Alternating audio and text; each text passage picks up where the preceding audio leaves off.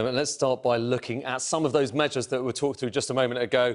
Technology giants, so a new digital services tax on technology giants. We'll see just how much that raises in a second to get some perspective on how big that is. Income tax, the personal tax allowance rising a year earlier than expected in the NHS. This £20.5 billion, actually a bit more than that when you look at the end of the forecast horizon. We found out just how the Chancellor's paying for that. Let's look at a few more measures as well, push those across.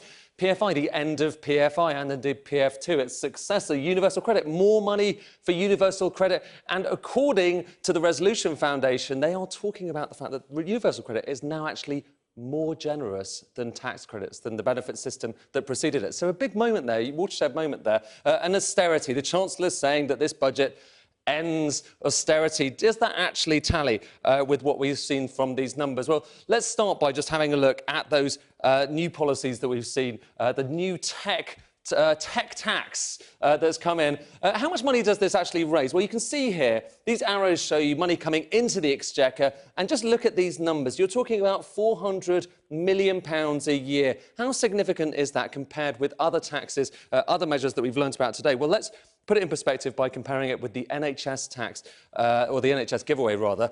You can see these numbers are far bigger. We're talking about billions of pounds, and not just billions of pounds, tens of billions of pounds. By 2023, £27.6 billion. So you do get a sense of just how small this tech tax in comparison with the big taxes, with the big giveaways that we've heard about today. And actually, when you look at the total policy decisions, so the amount that the money that the government is actually spending, so coming out of the exchequer in the course of this budget, this is big stuff. This was a big giveaway budget, one of the biggest that we've seen in some years, largely, though, because of the NHS pledge that the Prime Minister made earlier on this year. And how is the Chancellor actually financing this? Well, the short answer is with a bit more of this, borrowing. This chart shows you just how much the government was expected to borrow at the time of the spring statement. Each of these bars, the higher they are, the more that we're borrowing.